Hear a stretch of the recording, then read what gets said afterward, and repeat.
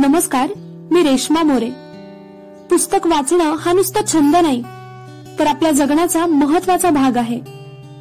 आपण नेहमीच वेगवेगळ्या लेखकांनी लिहिलेल्या विविध विषयांवरील पुस्तकांच्या शोधात असतो. सततच्या वाचनाने समृद्ध होत जातो. वाचनाची गोडी निर्माण करण्यासाठी साहित्य उत्सव प्रसारित करत आहे पुस्तकांविषयीची उत्सुकता वाढवणारं हे प्रसारण पुस्तक जत्रा, ज्यामध्ये पुस्तकांचं समीक्षण, परीक्षण आणि मूल्यमापन केलं जातं. तर ऐकूयात साहित्य उत्सवचं हे विशेष प्रसारण पुस्तक जत्रा. मित्र हो, मी हरीश मुन्ने आपल्यासाठी आणखी एक पुस्तक इथे आणलेलं आहे. पुस्तकाचं नाव आहे ओडिसी. ओडिसी या पुस्तकाचे लेखक आहेत संजय सोनवणे. संजय सोनवणे यांनी या पुस्तकाद्वारे ग्रीसमधील महान योद्ध्यांचा आणि तिथल्या संस्कृतीत लोकांचा प्रवाह कसा होता यावर एक उत्तम लेखन केलेलं आहे. आणि त्यामुळे त्यांच्या संस्कृतीमध्ये आणि आपल्या संस्कृतीमध्ये किती फरक आहे तो आपल्याला इथे जाणवतो.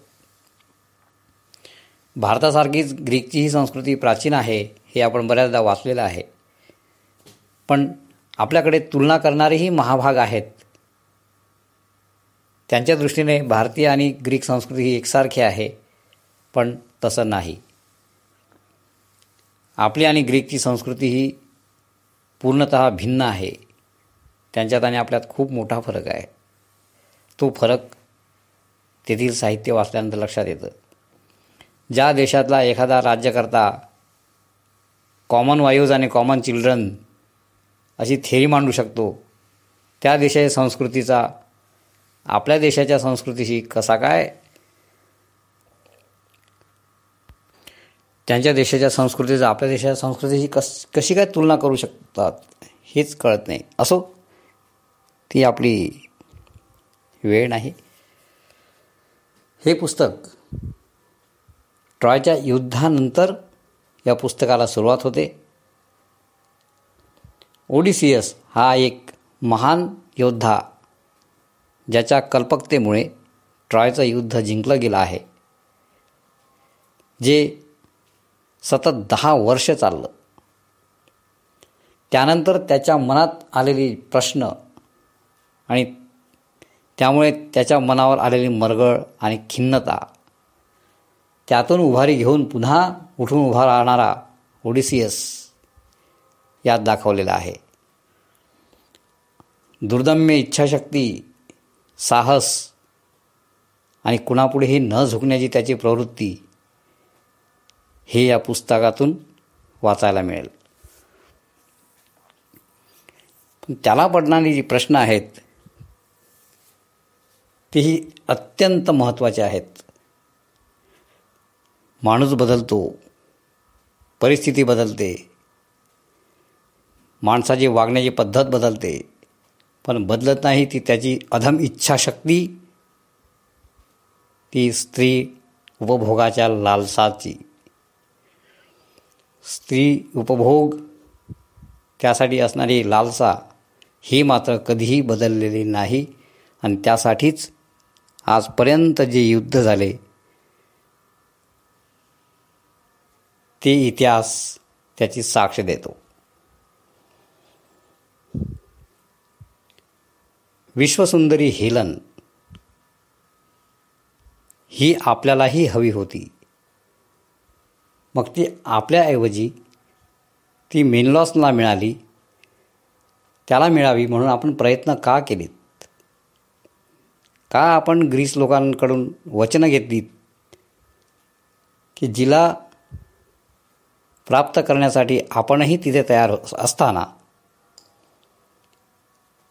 हेलन ज्याच्या गळ्यात वरमाला घालेल तो तिचा पती, तिला जो अपहृत करून घेऊन जाईल त्याच्या विरुद्ध युद्ध लढण्यासाठी सर्व ग्रीक योद्धे पुन्हा एकत्र येतील अशा प्रकारचं वचन आपण का घेतलं? त्यातून आपल्याला काय मिळवायचं होतं? मग हेलनला मेनलॉसला प्राप्त करायचं होतं. मग त्या हेलनला पॅरिसने जर पळवून आणलं तर त्यासाठी 10 वर्ष आपण का लढलो? त्यातून आपल्याला काय मिळालं? सम्राटाची पत्नी हेकेबी हिचा आपण उपभोग घेतला, हे योग्य आहे काय? कसांड्रासारख्या कन्येवर देवीच्या मंदिरात बलात्कार झाला, तो होताना आपण उघड्या डोळ्यांनी फक्त पाहत होतो. हीच आपली माणुसकी आहे काय? हे सगळं आपण केलं कशासाठी? त्यातून आपल्याला काय प्राप्त झालं? या ना अशा अनेक प्रश्नांनी व्यथित झालेला ओडिसियस आता मात्र मनाने थकलेला आहे. आणि एवढं असूनसुद्धा ट्रॉयला लावलेली आग त्याला आणखीच खिन्न करते. युद्ध जिंकल्यानंतर संपूर्ण नगराला आग लावली गेली. तिथल्या स्त्रिया विजयी सैनिकांनी आपसात वाटून घेतल्या. घरं पेटवली गेली, त्यांची मालमत्ता लुटली गेली आणि विजय उन्मादात सर्व ग्रीक योद्धे निघून गेले. मागे राहिला तो फक्त ओडिसियस, त्याचा मित्र पॉलिबस आणि 20-22 योद्धे.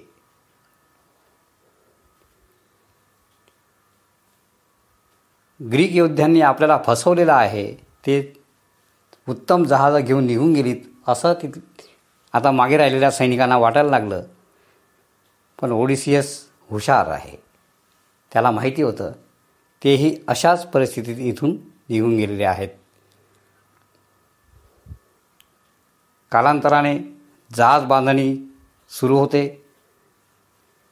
जहाज बांधलं जातं. तिथून म्हणजे ट्रॉयवरून ते निघतात. सिकॉन बेटावर सैनिकांना त्यांची इच्छा पूर्ण व्हावी म्हणून लूट करण्याची परवानगी दिली जाते. त्यांनी लूट का करावी? तर ते आपल्या भरोशावर आले, आपल्या आज्ञेनुसार आले आणि त्यांना तर काहीच मिळालं नाही. कमीत कमी त्यांच्या इच्छा तरी पूर्ण होऊ देत. यामुळे ऑडिसियस त्यांना सांगतो, इथे हिरे, माणिक, मोती भरपूर आहेत, तुम्हाला जेवढे हवे तेवढे घ्या. सिकॉन बेटावर त्यांचा तराफा गेला. तिथे पहिल्यांदा त्यांनी उत्तम जहाज आपल्या ताब्यात घेतलं आणि नंतर लूटमार केली. सैनिकांचं पोट भरलं नाही. त्यांनी परत आल्यानंतर ओडिसियसला त्याच्या अन्नात विष देऊन त्याला बेहोश करण्याचा प्रयत्न केला आणि हेच सर्व सैनिक पुन्हा लुटीसाठी गेले असताना त्यातला एकही जिवंत परत आला नाही. मग शिल्लक राहिले ते केवळ ओडिसियस आणि पॉलिबस. आता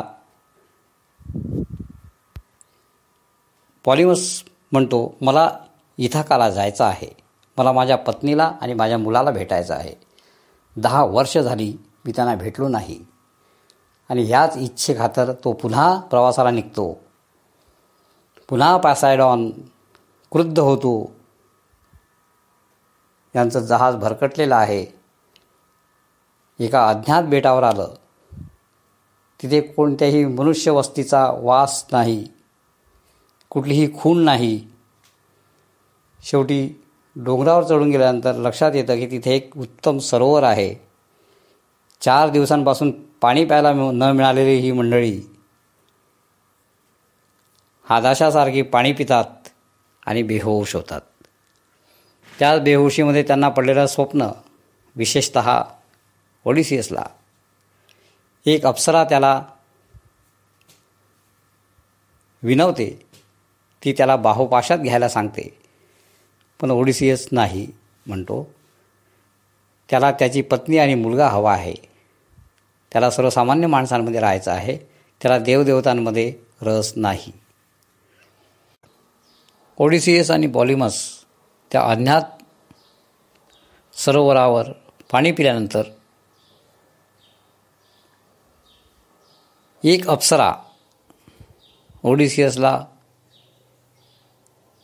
त्याच्या प्रेमात पडल्याचं दाखवते. त्याला गळ घालते की त्याने तिथेच राहावं. ती त्याची सर्व काळजी घेईल, त्याच्या सर्व इच्छा पूर्ण करील. पण तो ओडिसियस ऐकत नाही. त्याला इथाकाला जायचं आहे. त्याला त्याच्या पत्नीला आणि मुलांना भेटायचं आहे. अशातच दोघांची शुद्ध परत येते. तेव्हा त्यांच्या लक्षात येतं की आता इथे बराच काळ निघून गेला आहे आणि आता ते म्हातारे झालेले आहेत. तरीही जगण्याच्या उमेदीने पुन्हा उठून आपल्या प्रवासाला निघतात. हा एक भाग झाला. आता स्त्रियांबद्दल इथे जे मत लेखकाने नोंदवलं आहे तेही बघण्यासारखं आहे. विश्वसुंदरी हेलन, तिला जिंकण्यासाठी 10 वर्ष झालेलं महायुद्ध, ट्रॉय या नगराला लावलेली आग, तिथे झालेली लूट, स्त्रियांवर झालेले अन्याय,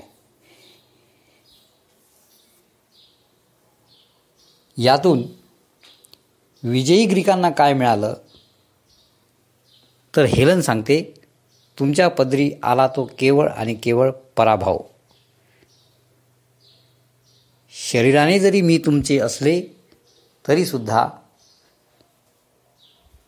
मनाचा स्वामी हा माझा पॅरिस होता. त्याने मला पळवलं नव्हतं तर मी त्याच्यासोबत गेले होते. आपण जेव्हा ग्रीसला जाऊ तेव्हा असंख्य स्त्रिया तुम्हाला शाप देतील, कारण कोणाचा पती, कोणाचा मुलगा, कोणाचा बंधू, कोणाचे वडील आपल्या विजयी लोकांमध्ये नसतील आणि तो माझा विजय असेल, तो तुमचा पराजय असेल. मग 10 वर्ष युद्ध जिच्यासाठी लढलं ती हे सांगते, मग आपण काय मिळवलं? हा प्रश्न आता मेनलॉसला सुद्धा पडलेला आहे. तसंच ज्या कसांड्राला मॅग्निनन घेऊन येतो, कसांड्रा त्याला सांगते की तू मला कुठल्याही एखाद्या बेटावर सोडून दे. तसं पाहता कसांड्रा हिला दिव्यदृष्टी प्राप्त आहे. ती पुढे काय होईल हे बघू शकते. ती मॅग्निननला वारंवार सावध करण्याचा प्रयत्न करते. ती सांगते, तुम्ही जे काही मिळवलं ते तुच्छ आहे. मला ज्या दिवशी तू ग्रीसला घेऊन जाशील तो तुझा शेवटचा दिवस असेल. आणि झालंही तसंच. क्लायटिमनेस्ट्रा त्याची पत्नी, जिला प्राप्त करण्यासाठी तिच्या पूर्वप्रतीला मॅग्निनननी मारलेला आहे, ती आता त्याच्या सुराच्या भावनाने पेटलेली आहे. आणि कसांड्राला त्याच्यासोबत पाहिल्यानंतर तिचा राग अनावर झाला आणि ती त्याचा खून करते. कसांड्राचीही वाणी सत्य ठरलेली आहे. यावरून ज्या स्त्रियांसाठी हे सगळं झालं त्या स्त्रियांच्या मनात वेगळंच होतं आणि त्या स्पष्टपणे सांगतात. मग पुरुषांनी केलं ते कशासाठी? फक्त उपभोगासाठी. स्त्री पुरुषांचं जीवन केवळ उपभोग आणि उपभोग एवढंच आहे काय, की त्या पलीकडेही काही आहे? हा प्रश्न या पुस्तकाच्या माध्यमातून लेखकाने त्या संस्कृतीला विचारलेला आहे. स्त्री उपभोगाची लालसा कोणीही सोडलेली नाही, ती प्रत्येकालाच आहे. पण त्याला काही मर्यादा आहेत. त्या मर्यादा ओलांडल्यानंतर त्याचा काय परिणाम होतो, स्त्री एखाद्या हट्टाला पेटल्यानंतर ती पुरुषाचा कसा सर्वनाश करू शकते, त्याचं उत्तम उदाहरण म्हणजे ट्रॉयचं युद्ध आहे. हे पुस्तक नक्कीच वाचनीय आहे.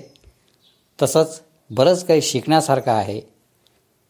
शिकण्यासारखं नाही ते एकच, की भारतीय आणि प्राचीन ग्रीक संस्कृती याची तुलना करणारे महाभाग किती अज्ञानी आहेत हे मात्र यावरून दिसून येईल.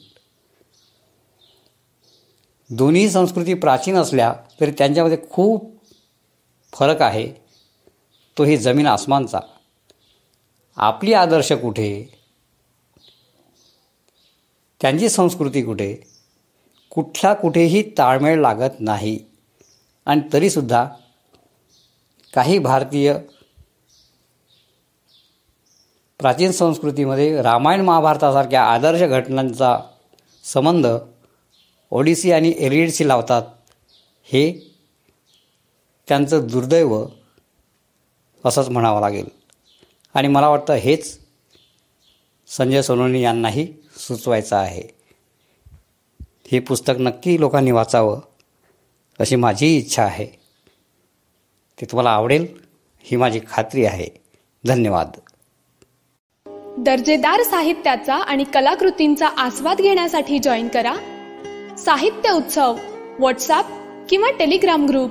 जॉईन करण्यासाठी संपर्क करा 98 81 60 20 25 या क्रमांकावर.